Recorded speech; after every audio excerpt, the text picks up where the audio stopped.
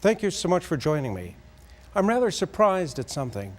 For all the time, energy, and emotion our nation has invested in the healthcare debate, no one has ever really explained this to the American people. Join me now as we discuss the battle for America's soul.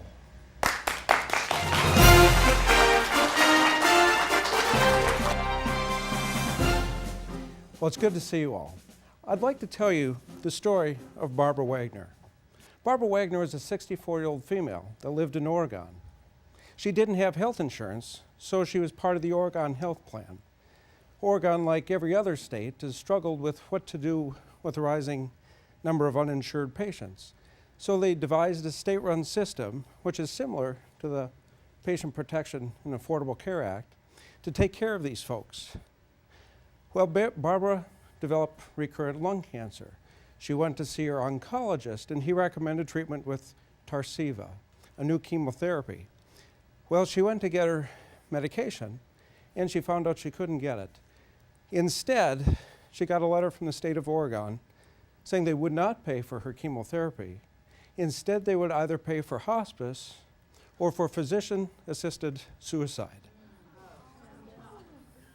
Twice, Barbara appealed this decision, and twice that decision was denied. Government compassion sounds so noble. A second story that I have is when I was back in medical training, back in the mid-1990s. I read a book entitled Rethinking Life and Death, written by Peter Singer, who's chair of bioethics at Princeton University. In this book, he struggles with the rising cost of health care, and as one solution, he proposes that we change the definition of human life.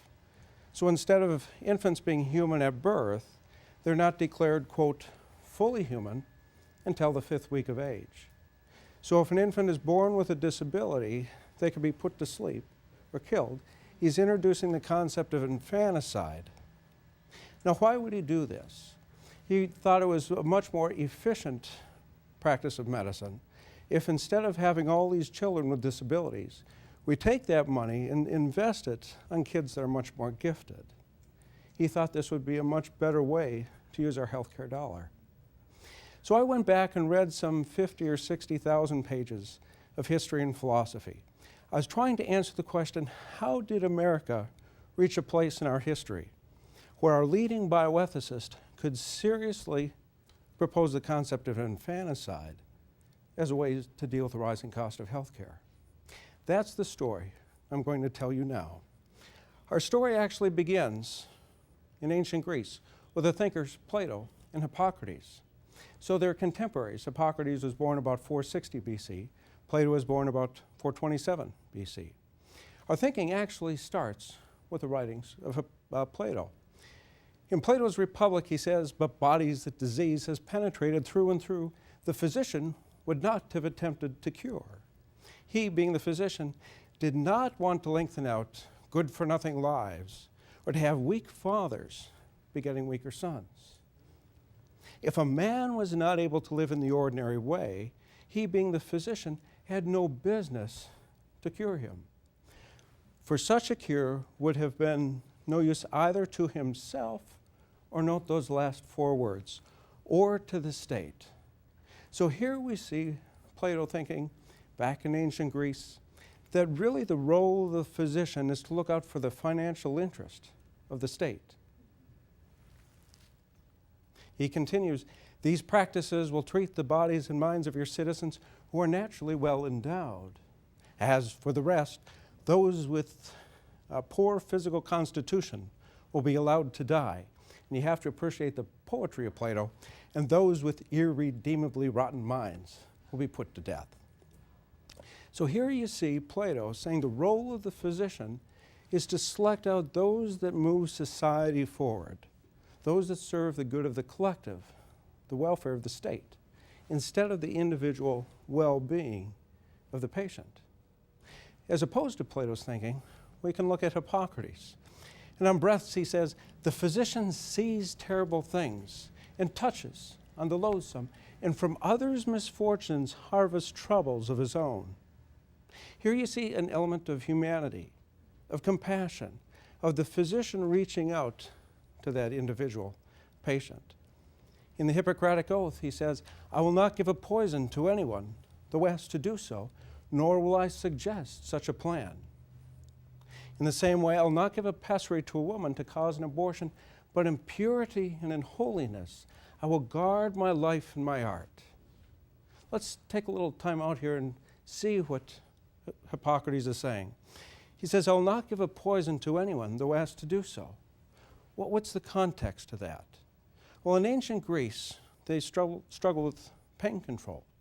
If someone had metastatic cancer or a slipped disc or nerve compression, they'd have this unrelenting pain. Sometimes they go to their physician and ask that the physician give them something so the patient could take his or her own life. So he says, I will not give a poison to anyone though asked to do so. The question is why? Well, it turns out that Hippocrates was a Pythagorean. We know Pythagoras is the mathematician, a squared plus b squared equals c squared. Well, he is also a philosopher. At the base of Pythagorean philosophy, Pythagoras believed human life was special. Human life was a gift from the gods. It was supposed to be held and defended. So as a Pythagorean, Hippocrates said there's something special about that patient. And to be a violation of this higher moral code, of this trust given by the gods, to take that patient's life. So even in the setting of unrelenting pain, the physician would say, no, I can't do that to my patient. And you can see this reflected in that last sentence, but in purity and in holiness, I will guard my life and my art. So there's this sacred trust that the physician lives under. And we can see this in precepts. He writes, for if love of men is present, love of the art is also present. So in the Hippocratic corpus, or the Hippocratic writings, we see the physician's love for the patient. And it's almost like if there's a compass, a moral compass for medical ethics. Instead of a north and a south, we have an H and a P. Initially, the needle starts in ancient Greece pointing towards P for Plato. Plato's thinking was relatively common in ancient Greece. And over the course of the next 300 years, this needle swings towards H. And you can kind of imagine why. If you're a patient getting up in age and your knees hurt and your hips hurt and your back hurts and your neck hurts and you want to go see a physician, which physician are you going to see? You're going to see Plato, who says either we'll kill you or let you die, or go see the Hippocratic physician that'll do his level best to take care of you. So patients gradually migrate over to the Hippocratic physician. There's a swing of this needle towards H, and it stays there for about 2,000 years. So we see this Christianized version of the Hippocratic Oath from the 14th century, because after the Edict of Milan, we see the rise of Christian thought in the West, and Christian theology matches Pythagorean philosophy quite close in the concept of a God, the imago Dei, that human life is special. So physicians naturally follow Hippocrates, and the needle stays pointing towards H up until the late 1800s in the writings of Friedrich Nietzsche. Now I'm going to read you some of Nietzsche's writings, and we're looking for patterns in thought. In Twilight of the Idols, section 36, he talks about a moral code for physicians.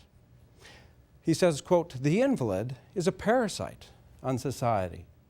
In a certain state, it is indecent to go on living, to vegetate on in cowardly dependence on physicians and medications after the meaning of life, even the right to life, has been lost. Now this ought to entail the profound contempt of society. Nietzsche continues, physicians, in their turn, ought to be the communicators of this contempt, not prescriptions, but every day a fresh dose of disgust for their patients. Now let's stop and think about what he's saying. Physicians ought to be the communicators of contempt. So the physician, instead of looking after you with compassion, looks at you for your service that you can provide to society. It's a completely different form of thinking. So this needle, with the writings of Nietzsche, swings back towards P. Nietzsche continues, to create a new responsibility, that of the physician, in all cases in which the highest interest of life, or the ascending life, a little time out here, what's the ascending life when we look at Nietzsche? The ascending life is the young, the strong, the fit, those that are moving society forward, those that are productive. Now he continues on. This demands the most ruthless suppression and sequestration of degenerating life. For example, in determining the right to reproduce, the right to be born, in fact, even the right to live. So here we see this needle swing back towards P. So following the writings of Nietzsche, we see the rise of the Third Reich. Beside me here you see a picture of the Dachau hypothermia experiments. These were very sadly conducted by physicians along with many, many other medical atrocities under the Nazi rule. So in the Dachau hypothermia experiments, supposedly they were trying to learn how to rewarm down pilots. So they'd take their victim or their subject, immerse them in vats of ice water, nearly freeze them to death, and then rewarm them using various methods. Sometimes they put them under scalding lamps and burn their skin, or dip them in vats of hot oil and burn them, or put tubes down through their esophagus and scald their stomach, or up through their rectum, scald their colon. Sometimes they'd actually open their abdominal cavity and pour in scalding water. Should the victim survive, they would be nearly refrozen and put through the torture again. So following this and many other medical atrocities, following World War II, part of the Geneva Convention explicitly tried to re-anchor the compass for medical ethics. So in the writings of Nietzsche, it has swung back to P. Now in the Geneva Convention, it very explicitly tries to anchor it back to Hippocrates. What the healthcare debate is really about now is a swing of this needle over the past 50 years. And really, the question for America is this needle is fixed sort of dead center. The question we have to ask ourselves, are we going to let it continue to drift back to P, or are we going to pull it back to H? So let me walk with you through some examples of the swing of this needle. The first reversal of the Hippocratic ideals was the Geneva Convention itself. The Hippocratic oath was just that. It was an oath, a swearing before one's god or gods to hold a certain set of ideals for all time. The Geneva Convention did not include an oath. Instead, it was more of a list of standards or ideas that were open to revision. Revision is exactly what's happened. So in 1960, the wording of the Geneva Convention was altered by the World Medical Association. So instead of human life being sacred from conception, now it was sacred from, quote, the beginning.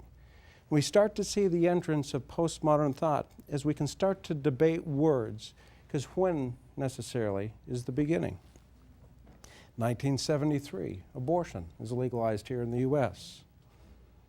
1985, Peter Singer writes a book called Should the Baby Live? Now let me read you from this book, and we're looking again for patterns in thought, okay? He says, quote, "We think that some infants with severe disabilities should be killed. This recommendation may cause particular offense to readers who are themselves born with disabilities, perhaps even the same disabilities we're discussing." So he said there's patients out there, people that are reading his books, attending his lectures, that are able to challenge him intellectually. He says perhaps they shouldn't have even been left alive at all. He continues.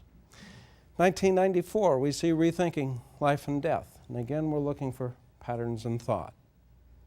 He says, quote, "We suggest a period of 28 days after birth that might be allowed before the infant is accepted as having the same right to life as others. This is clearly before an infant could have a sense of its own existence over time, and allow a couple to decide that it is better not to continue a life that has begun very badly." Kind of reminds you of Nazi Germany, with lives that are not worth living. And we see the swing of this needle continue. 1997, physician-assisted suicide is legalized in Oregon. 1999, Princeton University appoints Peter Singer to a very prestigious chair of bioethics, the Ira W. DeCamp Chair of Bioethics at Princeton. So this is a very respected position, not just at a national level, but an international level. 2008, the Oregon Health Plan refuses Barbara Wagner chemotherapy, but instead offers her physician-assisted suicide. 2009, January 31st. I'm going to slow down here because this is very important. The National Institute of Health Director of Bioethics writes a paper and it's published in The Lancet, a very respected medical journal, sort of on par with New England Journal of Medicine. So this isn't just a throwaway, obscure journal. And he's introducing this system. It's called the Complete Lives System. I'm going to read through some of this paper, and we're looking for patterns in thought. He says, quote, consideration of the importance of the Complete Lives System also supports modifying the youngest first principle. Now, what does he mean by modifying the youngest first principle? Well, it's something that's sort of inherent in Western culture. We value the lives of our kids. We see this in a house that's burning. Make sure we get the kids out of the bedroom. Or if a ship is sinking, get the women and the children off board. Because the future of a nation lies in the minds of its youth. We've always valued our youth. But he says we need to start to modify this youngest first principle and prioritize adolescents and young adults over infants. Well, what does he mean? Well, he goes on to explain himself. He says, adolescents have received substantial education and parental care. Now, these are investments that would be wasted without a complete life. He says infants, by contrast, have not yet received these investments. Okay, he's saying that by the time you reach adolescence, they're productive. They're moving society forward, so they should have more value than an infant, especially an infant with a severe disability. That could be more of a burden on society. So we're starting to see this polarity in terms of people that are producing for society and those that are a burden on society. He continues. He says, when implemented, the Complete Lives System produces a priority curve on which individuals between the ages roughly 15 and 40 years of age get the most substantial chance, little time out again, the most substantial chance of what? Well, specifically, this paper is dealing with the issue of medical procedures in an age of scarce resources. So what do you do if you don't have enough ability to give everything to everybody? Who gets what? That's the question he's struggling with. So he says we need to create this Complete Lives System which produces a priority curve in which individuals between the ages of 15 and 40 get the most substantial chance of a medical procedure in the age of scarce resources, whereas the youngest and the oldest people, well, they get chances that are somewhat attenuated. All right? He continues. Unlike allocation by sex or race, allocation by age is not discrimination. He continues, treating 65-year-olds differently because of stereotypes. Now that would be ageist, and we can't have that. But treating them differently because they have already had more life years is not. So who was this gentleman? Well, this next graph, before we get to who he is, comes straight out of his paper. Now, I find this shocking. On the bottom, we have age in years going from 0 to 70. On the left, we have probability of receiving an intervention in the age of scarce resources, okay? You can see at the left end of the curve, where you're born, there's a relatively low chance of getting a procedure if it's needed. But by the time you reach age 15 to about the age 55, you get a procedure if it's needed. Because, sort of like Peter Singer, those that are needing procedures, expensive health care at a very young age, at birth, well, they're not useful for society. But by the time you're between 15 and 55, those are the most productive years of your life. Then it drops out very sharply at age 55. Now I ask you, how do you cut $500 billion from Medicare? It's right there. So let's go back to that question. Who was this individual? His name was Ezekiel Emanuel that wrote this paper. Do you recognize that name? He was the brother of Rahm Emanuel, former White House Chief of Staff. And he also served as a White House Special Healthcare Policy Advisor for the implementation of the Patient Protection and Affordable Care Act. Now let's take this graph and set it back in the context that we've just explained. I couldn't chart Plato's thinking any better than this. I couldn't graph Nietzsche's thinking any better than this. This is what we see in the writings of Peter Singer. And now we see a graph published January of 2009 by someone that's helping create the Patient Protection and Affordable Care Act. And what we've seen through history is a swing of this needle back and forth because there's two very different mindsets in how you can view patients, how you view physicians. Is a physician really looking out for the individual well-being of his or her patient, following Hippocrates? Or is the physician's job as an employee of the state under a universal health care system to really look out for the financial interest of the state? So that is the debate we have on hand. So why concern ourselves with history and philosophy? Because worldviews are implemented in public policy. If we understand the worldview of our politician, of our leadership in Washington, we can predict. I gave this first talk back in 1999, long before we had heard of President Obama, before we heard of President Bush, and it really had nothing to do with the Clintons. I started Physicians for Reform, the healthcare nonprofit I started back in 2006. In 2006, Republicans had the House, the Senate, and the White House. So this really has nothing to do with our current president, except that he's happened to implement all of these things that I feared were coming. So if you go to my website, or the nonprofit website, physiciansforreform.org, you can order the book, The Battle for America's Soul. The first 3 chapters, I go through this history and philosophy to explain to the American people what's happening to our nation. And then I go on and apply this thinking to education, to our court system, to our foreign policy, and to postmodern politics, because they're all very much linked to the same thing. So in our next section, we're going to hear from a physician about a true patient story that starts to personalize what we see happening in philosophy. So thank you for your time, and I invite you back to the next section.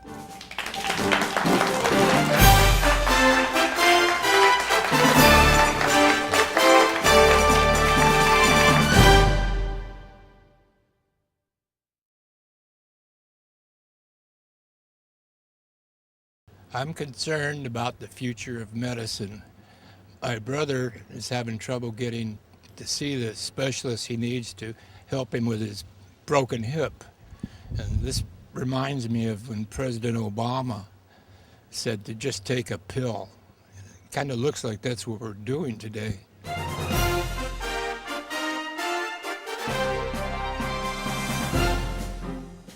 She's 105 now, over 105, but at 100, the doctor had said to her, I can't do anything more unless you have a pacemaker. I said go for it, she said go for it, but the arrhythmia specialist said, no, it's too old. Her doctor said, I'm going to make an appointment because a picture is worth 1,000 words. And when the other arrhythmia specialist saw her joy of life and so on, he said, I'm going for it. So that was over 5 years ago. My question to you is, outside the medical criteria for prolonging life for somebody who is elderly, is there any consideration that can be given for a certain spirit, a certain joy of living, quality of life, or is it just a medical cutoff at a certain age? And we're not going to solve every difficult problem in terms of end-of-life care. A lot of that is going to have to be we as a culture and as a society starting to make better decisions within our own families and for ourselves. But what we can do is make sure that at least some of the waste that exists in the system that's not making anybody's mom better, that is loading up on additional tests or additional drugs that the evidence shows is not necessarily going to improve care, that at least we can let doctors know and your mom know that, you know what, maybe this isn't going to help. Maybe you're better off not having the surgery, but taking the painkiller. About 6 years ago, I had an urgent call from a very concerned family member of a patient of mine. The patient was 94 years old, but a very active and vibrant 94-year-old lady. She lived alone, she went on vacation with her family, and they were a very devoted family and interacted constantly. And she was very smart and very quick-witted. And the daughter called me with tears in her voice, saying that her mother was being sent home to die by the physicians at a hospital who told her that she was too old. As it turns out, the woman had been complaining of severe pain in her abdomen every time she ate, to the point where she was afraid of eating and couldn't even eat anymore and was losing weight. She had gone to the emergency room 3 or 4 times over a period of 2 or 3 months because of this, and had numerous tests done, but had never come up with a conclusion as to what was causing her symptoms. Finally, the emergency room physicians had done a CAT scan angiogram of her abdomen and found that her abdominal aorta was heavily calcified and all 3 arteries to her intestines were essentially completely blocked. They told her that she was too old to have surgery and that there was nothing more that could be done. And they recommended her to take morphine and go home and die. And that's what they told the daughter. When the daughter called me and told me this, I said, well, did they tell you how she was going to die? She said, well, yes. I said, did they tell you that she was going to have severe pain until she actually infarcted her intestine and a hole opened up and spilled contents into her abdominal cavity, and she would develop horrible peritonitis and die a slow, painful death? She said, yes, that's what they told me. And I said, and did they tell you that the medicines would actually accelerate that process? And she said, no, they didn't tell me that. I said, well, bring me the films. So they brought the films, and I took a look at them and saw that 2 of her 3 arteries were completely occluded, but the third one had a very small channel, about a 90%, 95% blockage. And I knew that if I could get a thin wire across that blockage, that I would be able to sneak a stent in there and stent that artery open. And that would relieve her intestinal angina. So I discussed it with them, and I was unfortunately too busy to do it myself. I sent her to my mentor up at Stanford, and after discussing with him, he said he would talk to the family and the patient first, and if everything was okay, that he would be willing to do it. So they traveled to Stanford, and she had the procedure done the following day under local anesthesia, and was sitting up that night eating dinner, laughing and joking, and went home the next day. And ever since that time, 6 years ago, she's been again returned to a very happy, vibrant lifestyle, going on vacations with her family and going to the casinos and gambling, and just having a great life. And it just makes me think that these decisions must be left in the hands of patients, their families, and their caring physicians. And no politician should have the right to determine who lives and who dies.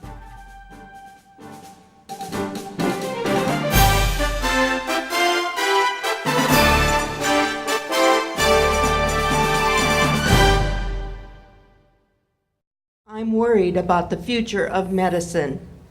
I have a friend who just got on Medicare and is having trouble finding a physician. President Obama promised if we passed his bill that we would all have care. What's going to happen to all of us seniors in the future? Welcome back. I am Dr. C.L. Gray, founder of Physicians for Reform. In this next section, we are going to talk about what the Patient Protection and Affordable Care Act, commonly known as Obamacare, really means.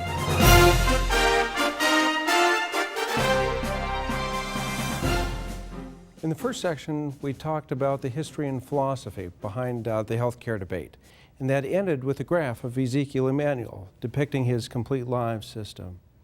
What we'll talk about next is how this philosophy shows up in public policy.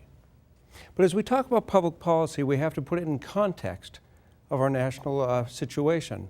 Right now, the U.S. national debt is at an all-time record high. When Ezekiel Emanuel wrote his paper back in January of 2006, it's interesting to note that the national debt stood at $10.6 trillion. Today, it now stands at $15.8 trillion. So it's gone up by more than $5 trillion since that paper was written. It's interesting to note, if we were facing a situation where we had limited resources then, how much more true is that today? But these numbers are so big, it's hard to put them in context. Let's just look at the interest on this national debt. Right now, interest rates are at all-time lows, standing at about 2.25%, which means we pay about $240 billion a year just to cover interest on the debt. Historic averages are between 5 and 6%. So at that point, we would see the interest on the debt to be between $500 and $600 billion just in 1 year. Now let's put this in context of healthcare. In 2010, Medicare cost about $520-some billion. Medicaid in 2010 was just north of $400 billion.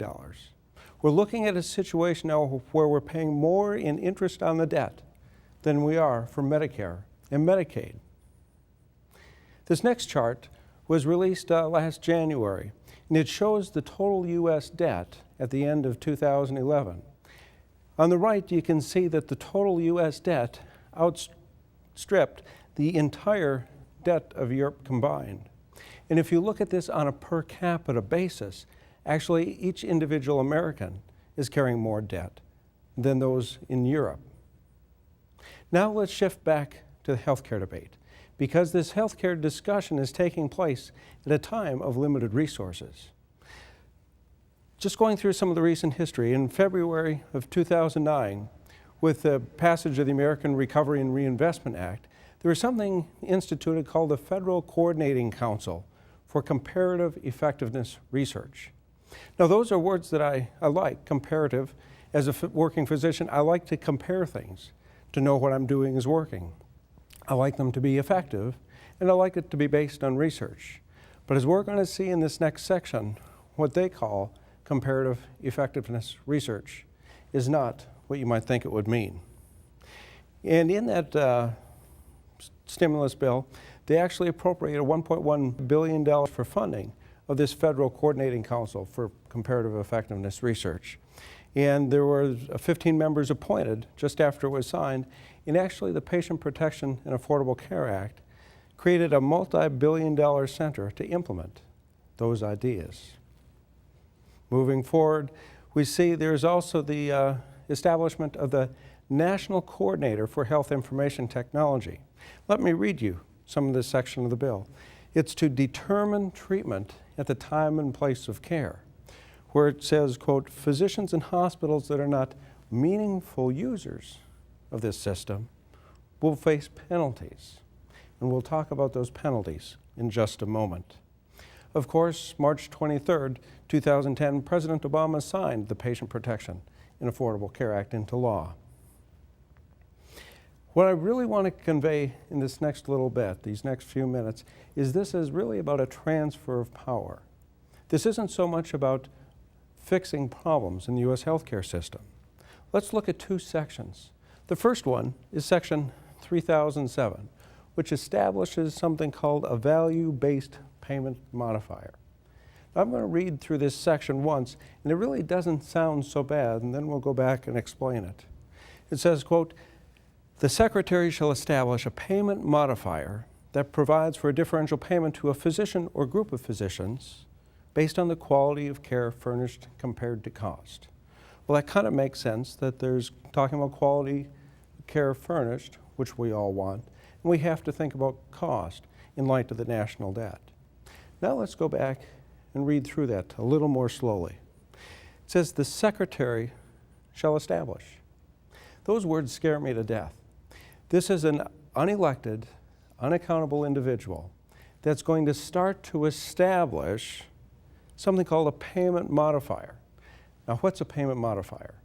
Well, right now, before I talk about that, it's best to kind of get a context of Medicare and Medicaid reimbursement. Let's think about it in terms of a contractor. If someone is to go out and build a house, oftentimes they will charge something like cost plus 12%. So if they build you a $100,000 home, it'll cost about $112,000. $100 to cover the cost of building the house, about $12,000 for the labor to build it. You can sort of think of that as the insured patient. It covers the physician's cost and there's profit, so the physician can make a living. Medicare is sort of like building that house at cost plus 0%. So it covers the cost of the nurses, of the malpractice, of the rent, but there's really nothing left for physician salary.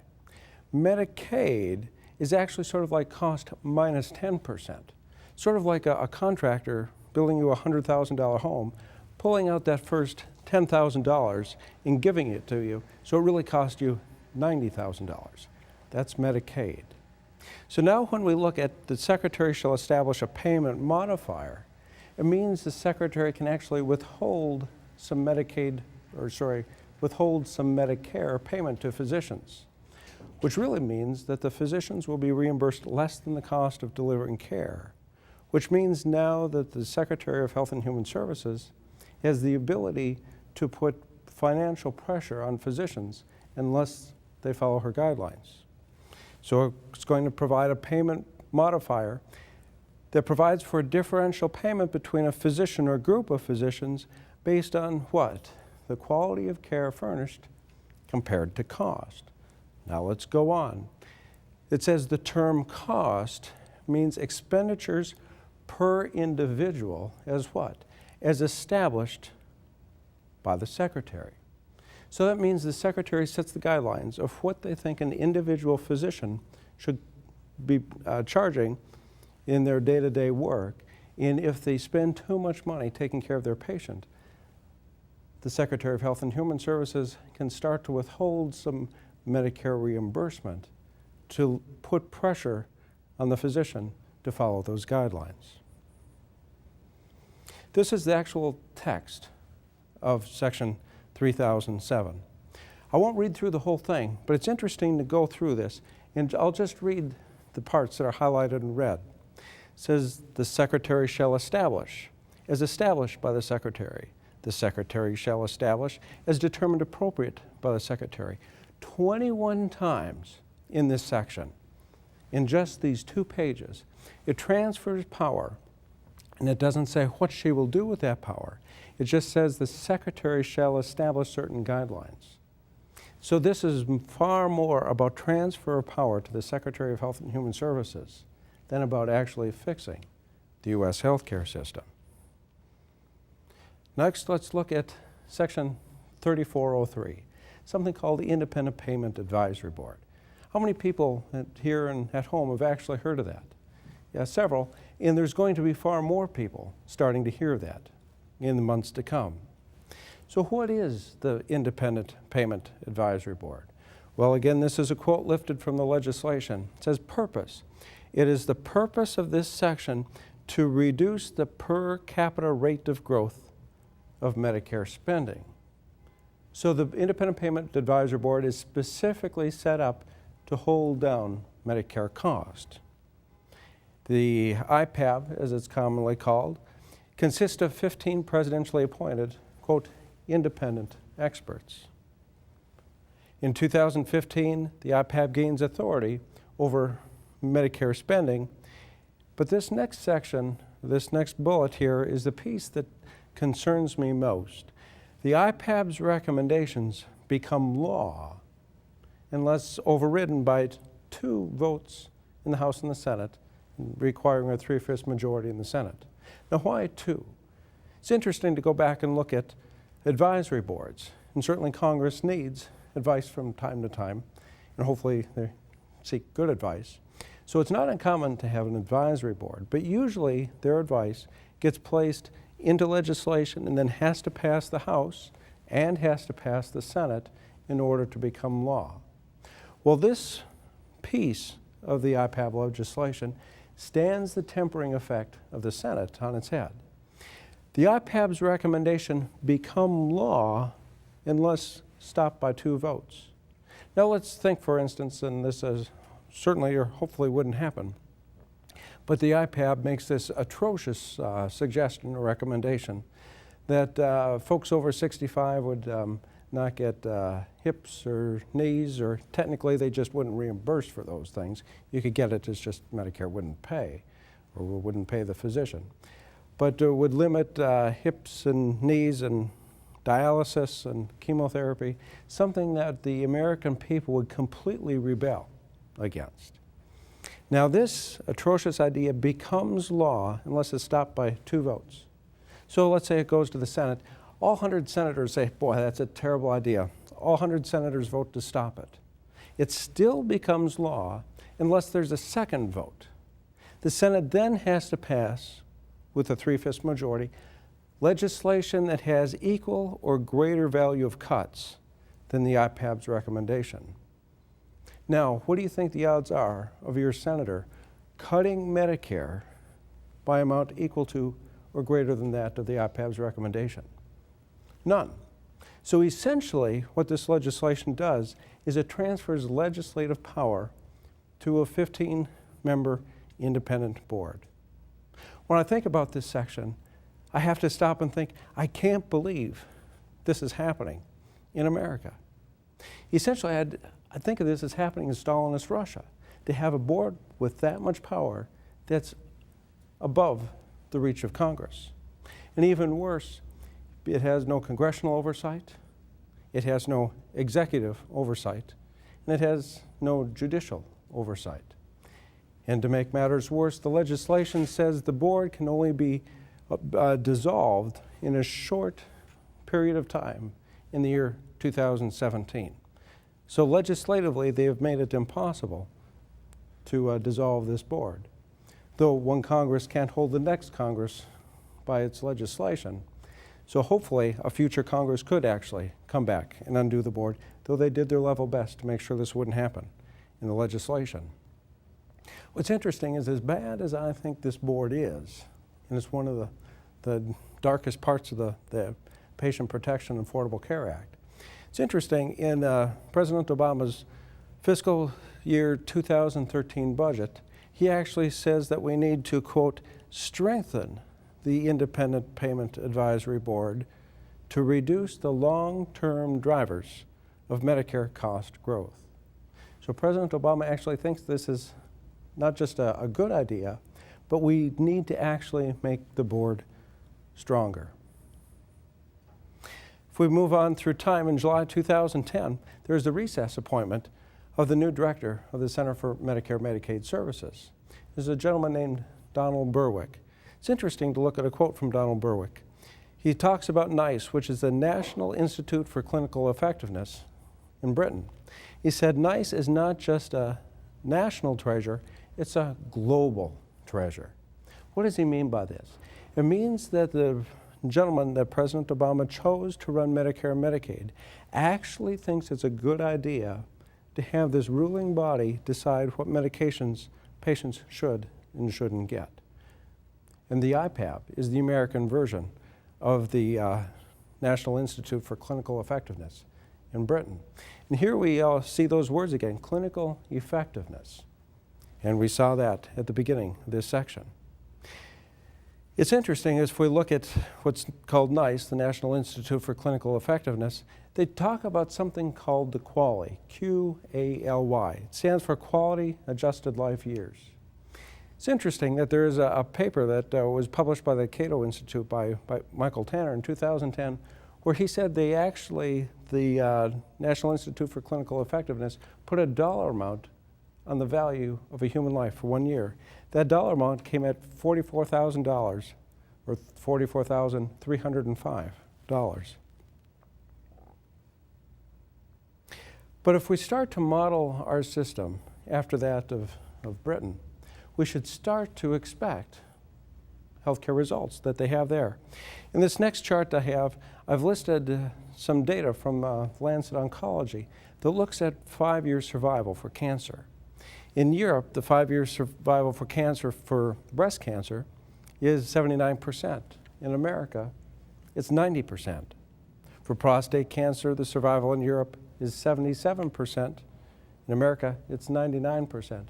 What they mean by 5-year survival is once you've been diagnosed with cancer, what percentage of the people are still alive at 5 years? In Britain, for stomach cancer, 17% are alive at 5 years. In America, for stomach cancer, it's 25%. For colorectal cancer, it's 52% in Britain, 66% in America. For lung cancer, it's 8% in Britain. Double that, 16% in America. Cancer after cancer. You see there's much better outcomes at 5 years under the American healthcare system than that in England and Britain. So for soft tissue cancers, 57% overseas, 65% here. For melanoma of the skin, 85% there, 92% here. So if we want to model our healthcare system after Europe, seniors and Americans should know we should start to expect European outcomes. So now we put this in context of Ezekiel Manuel's graph and the $15.8 trillion debt. We have to start to ask, what's going to happen to American healthcare? Well, there's an interesting study done, the survey, that looked at physicians' attitudes towards the future of medicine under this legislation. The first question they asked is healthcare reform likely to lead you to retire over the next 5 years? It's a fascinating study. Just as we're bringing perhaps 30 million new patients into the system, said 23.7% of physicians are likely to leave medicine in the next 5 years. Another 19.2% said they're somewhat likely. So when you add the very likely and somewhat likely, there's nearly 43% of physicians are thinking about leaving medicine in the next 5 years, simply because they don't want to be under government rule. There's another question that was asked. It said 9 out of 10 physicians were unwilling to recommend healthcare as a profession. Just as we're seeing the surge in seniors and physicians are leaving medicine, we're now starting to see that physicians won't even advise their kids to become a doctor. So we're going to face a tremendous physician shortage under the Patient Protection and Affordable Care Act. So this brings us to the question, is there another way forward? If patients don't want to be treated under the Patient Protection and Affordable Care Act, and physicians don't want to practice medicine under the Patient Protection and Affordable Care Act, is there another way forward? And that's what I've been spending the last 5 years on. I've recently released a paper, it's called Cutting the Gordian Knot, a patient-centered, fiscally responsible plan for healthcare reform. And that's what we're going to talk about in the next section, is if we don't want to pursue the path of the Patient Protection and Affordable Care Act, what else can be done? So thank you for your time, and I'll share that with you next.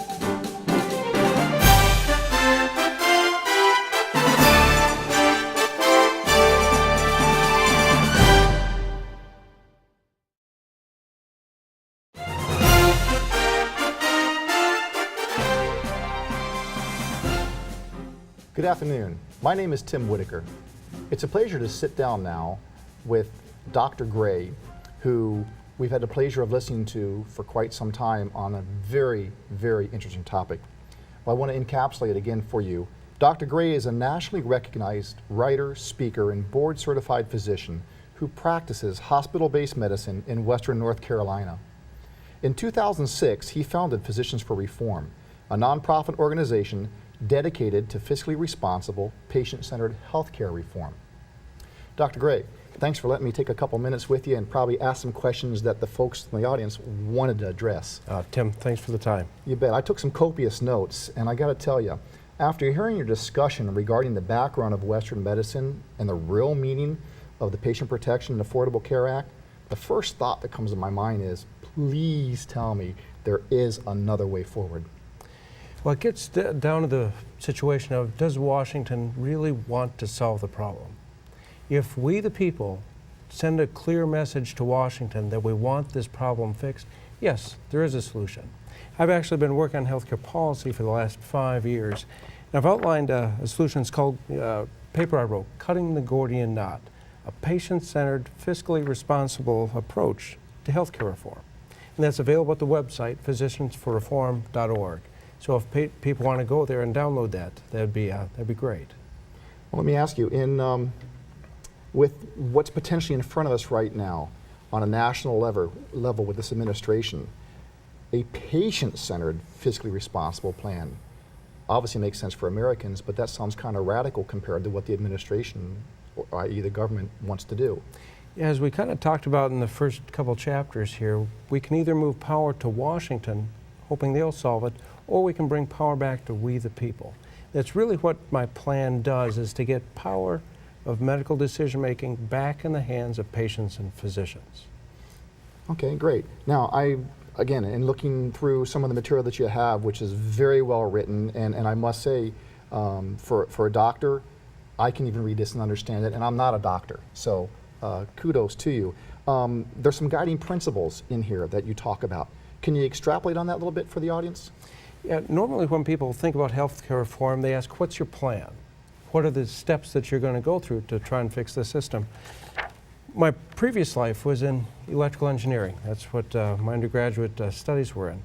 And sometimes when I was doing research and development, if you're given a complex circuit board, you need to have an approach to solving a complex system. And that's the piece that was missing in this entire discussion. So before I even get to the specifics of healthcare reform, I lay out 5 guiding principles. The first one is we need to craft a series of reforms, each reform addressing one clearly identified problem in the current healthcare system. Mm-hmm. What happened with the current administration and the Patient Protection Affordable Care Act, it had 2,700 pages of reforms. It's incredible. None of them addressing any specific problem. Mm-hmm. So I knew just based on systems analysis that that strategy would not work. We have to take one problem at a time. And then the second basic guiding principle is we need to pass each reform separately instead of lumping them all together. So on that one, if I may, what you're saying there is make each reform stand alone on its own merit. Absolutely, absolutely. And that's the way all legislation should be written. It really is. And then we need to write each bill using an understandable format and keep it to a reasonable length so that the people actually know what's in it. And then we need to keep each bill clean, letting it, as you said, pass or fail on its own merits. No pork, no payoffs.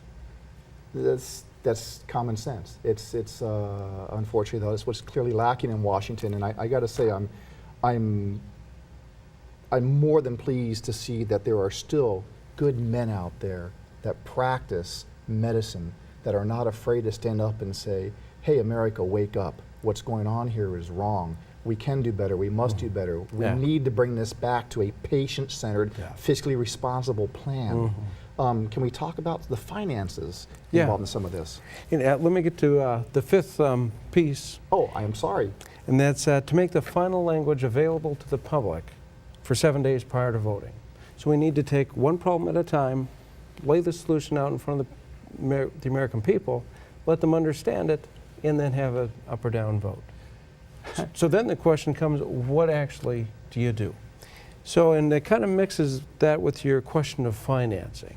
So I start with block grants for Medicaid. And to really start to understand healthcare reform, it's interesting to go back and look at kind of what the public was sold last time around. I remember President Obama came out and said, we're actually going to reduce the deficit by $143 billion if we just pass this bill. And that the legislation would cost, I think, was $789 billion. Well, there's a lot of financing gimmicks in there. There's 10 years of taxes to cover 6 years of spending because the Congressional Budget Office only looks at 10-year blocks. They knew if they could push that out to 10 years, the expense past that wouldn't count. When Paul Ryan went back and analyzed it, he thought it would cost approximately $2.5 trillion once you counted a full 10-year period of expense. It's interesting, the Congressional Budget Office actually revised that number up from $789 billion to $1.76 trillion. I remember when that came out. That's astounding. Yeah, and that's only 9 years of spending. So there's still a year that's not counted, and a lot of other expenses. For example, the $575 billion cut to Medicare, the other $300 billion cut in terms of physician reimbursement. So Medicare was cut by almost $1 trillion for Washington to be able to say that they would reduce the deficit. Seniors were never told that, and that's why this bill would be so devastating to seniors. That was painfully obvious in the discussion earlier. Was I was sitting there, in the not too distant future, I'm going to be there myself. But for senior citizens today, the catastrophe that's potentially in front of them, if this is not addressed, and if we don't have good men and women stand up that know that what needs to be done to fix it, physicians, not politicians. Yeah, and I won't get into all the numbers, though I'm tempted to, but there's a massive cut coming to Medicare to the tune of about $300 billion. But it's called the doc fix, and it's never been taken care of or addressed. In some ways, that was why the American Medical Association supposedly was going to support this health care bill, is that they thought that would be addressed, and it wasn't. So what I've done in my first reform was to avoid this $300 billion cut headed for seniors next January. And I accomplished that and pay for it by reforming Medicaid with Medicaid block grants. Medicaid is such an inefficient system. It's really sets up something called a prisoner's dilemma. Because under Medicaid, it's both a federal and a state program, the more a state spends, the more money it brings in from Washington. So if one state spends more money, it can essentially pull in tax dollars from another state. And there's actually a gimmick now. It's costing the federal government tens of billions of dollars a year, where the states will shuttle money from hospitals and nursing homes to the capital, send it back to the hospitals and nursing homes. So it's not a tax or an expense at all. But they count it as a Medicaid expense, and thereby draw in money from Washington. And the federal government allows this. And they allow it, and they've designed the system to fail. Though, without going into all the details, which are available online, the solution is Medicaid block grants. You have to give states both the incentive and the ability to create lean, efficient Medicaid programs. And it's interesting, there was a paper published, I think it was about a year and a half ago. We spend about $427 billion on Medicaid each year. But actually, patients on Medicaid have worse outcomes than patients with no insurance at all. So it's a system fundamentally flawed. You get worse patient outcomes, it's bankrupting states, it's bankrupting the federal government. So my first reform is to fix that system. And the advantage of that is it actually is a bipartisan idea.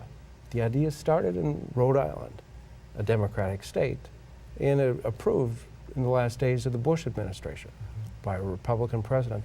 We need to find ideas where both parties can work together to actually fix the problem for the American people.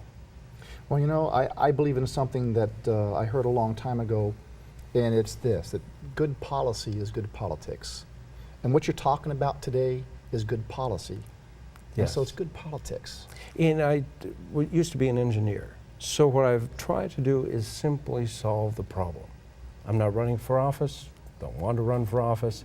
There's nothing here for me to get except that we can return to a patient-centered healthcare system where patients and physicians by themselves can start to get this sorted out. Right. Well, Dr. Gray, I know we could go on and on and on. Your information's been fascinating.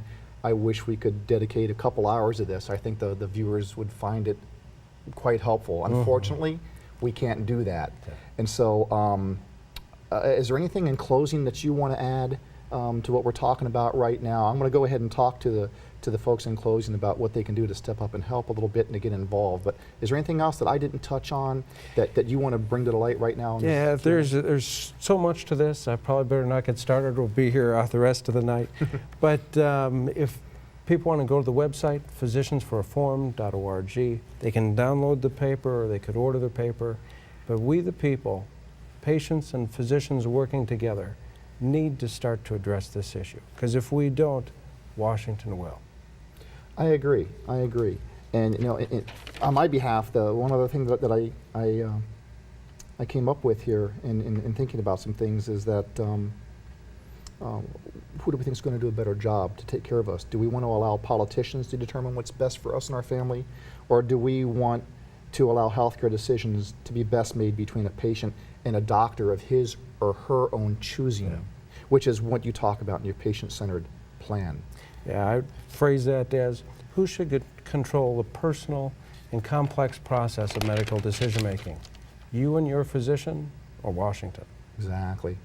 Well, sir, I want to thank you, Dr. Gray. It's been an honor and a pleasure. Thank you for your time. You're welcome. And I want to encourage everybody that's watching this. You can go to physiciansforreform.org. That's physiciansforreform.org. That's how you can support this great man in his effort that he's trying to do on behalf of all of us. He has a very informative book, easy to read, called The Battle for America's Soul. You can get this off of the website for a $25 or more donation. He also has some of the things we're referring to here as well. Cutting the Gordian Knot, a patient-centered, fiscally responsible plan for healthcare reform. This too you can get at physiciansforreform.org for a donation of $10 or more. If you are a healthcare professional out there, please contact Dr. Gray. He needs colleagues to stand up. The time is now. For those of you who also are strapped, that's what we picked up on the discussion earlier, was healthcare professionals are just flabbergasted at what's going on, and they're leaving this industry in droves, and that's really a shame. You don't have to. There is an answer. There is another way. Please, physiciansforreform.org. Thank you for listening, and Dr. Gray, it's been a pleasure. God bless you, sir. Yeah, thank you.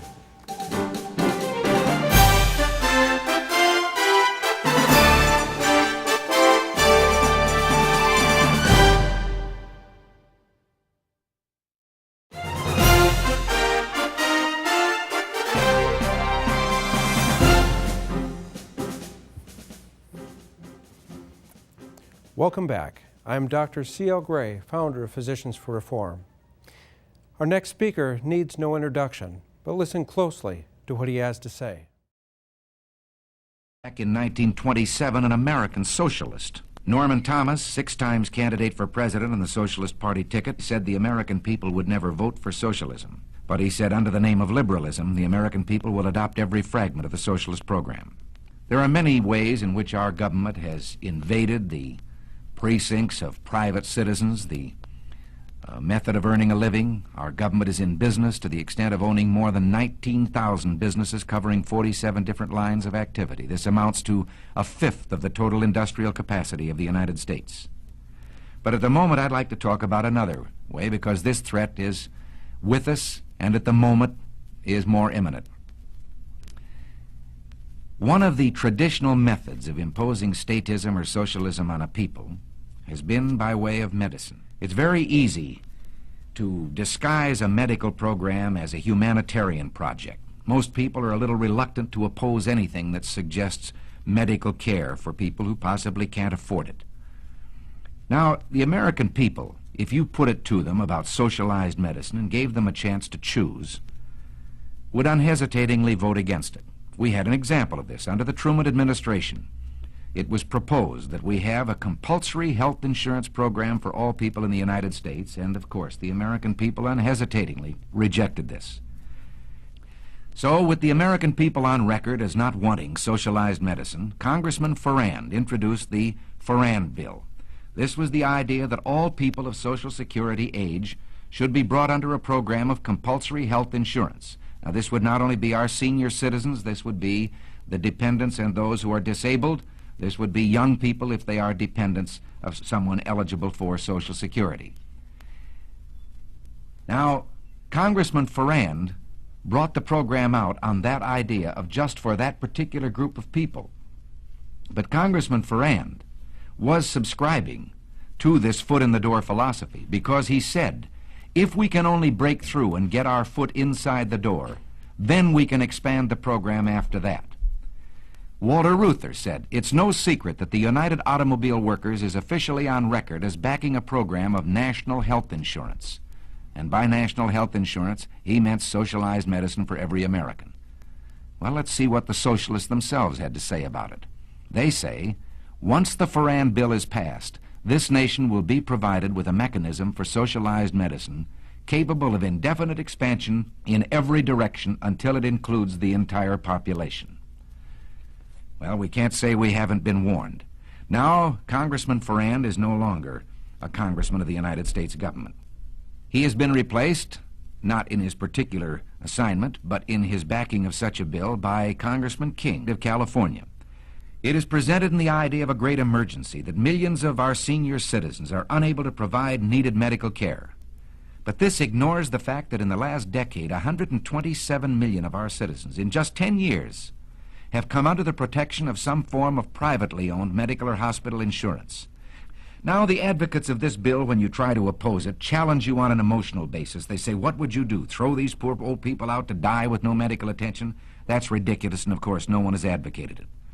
As a matter of fact, in the last session of Congress, a bill was adopted known as the Kerr-Mills Bill. Now, without even allowing this bill to be tried to see if it works, they have introduced this King bill, which is really the Ferrand Bill. What is the Kerr-Mills Bill? It is a frank recognition of the medical need or problem of our senior citizens that I've mentioned.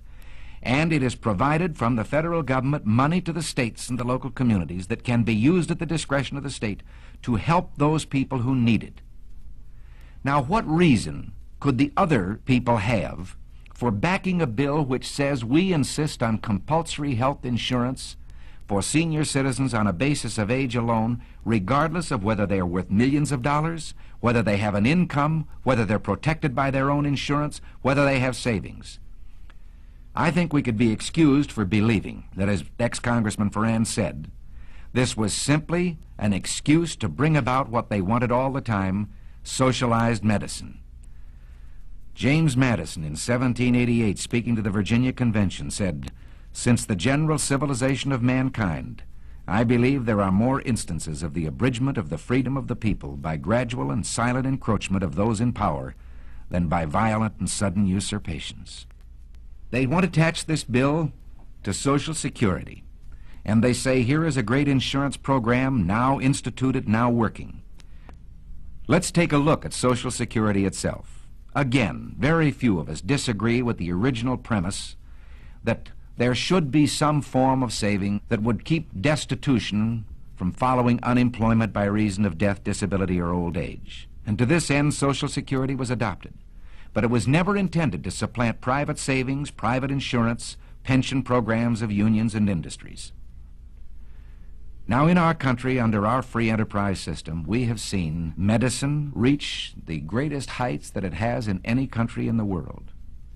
Today, the relationship between patient and doctor in this country is something to be envied any place. The privacy, the care that is given to a person, the right to choose a doctor, the right to go from one doctor to the other. But let's also look from the other side at the freedom the doctor loses. A doctor would be reluctant to say this. Well, like you, I'm only a patient, so I can say it in his behalf. The doctor begins to lose freedoms. It's like telling a lie, and one leads to another. First, you decide that the doctor can have so many patients. They're equally divided among the various doctors by the government. But then the doctors aren't equally divided geographically.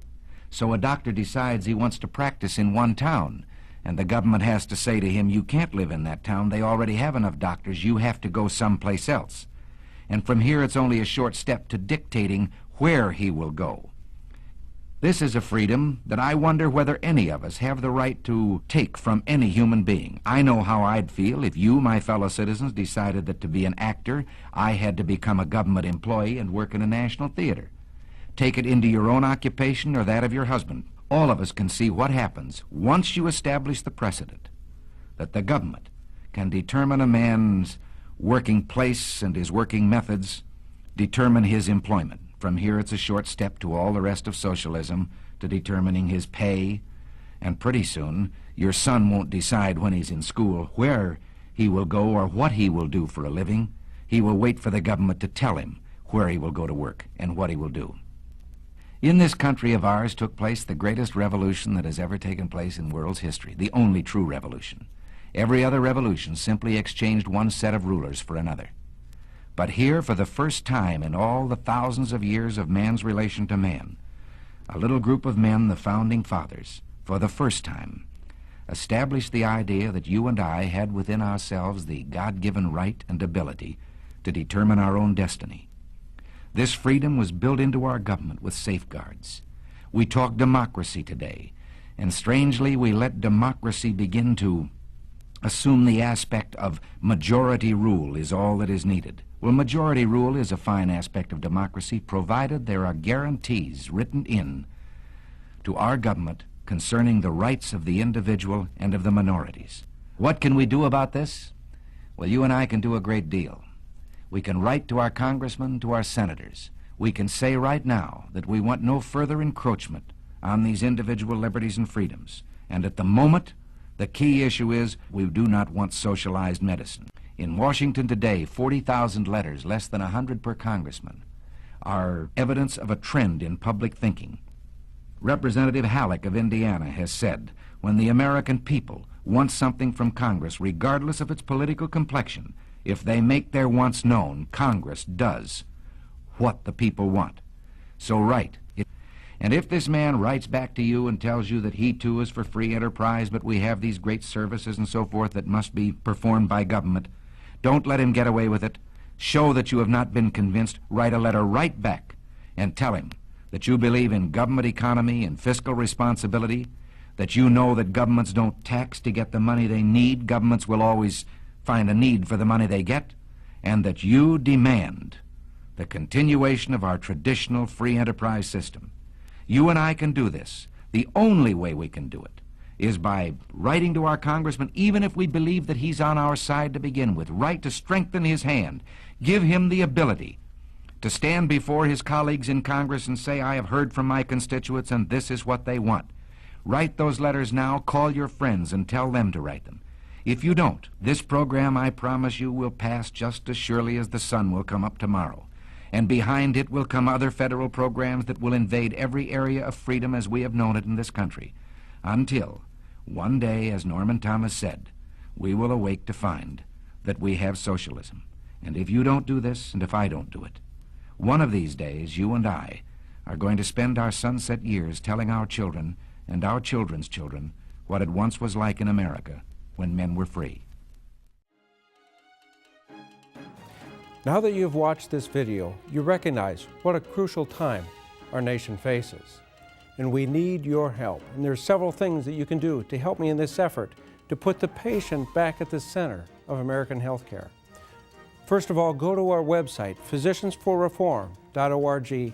You can either order the paper to get it as a glossy to read at home, or you can download this PDF for free.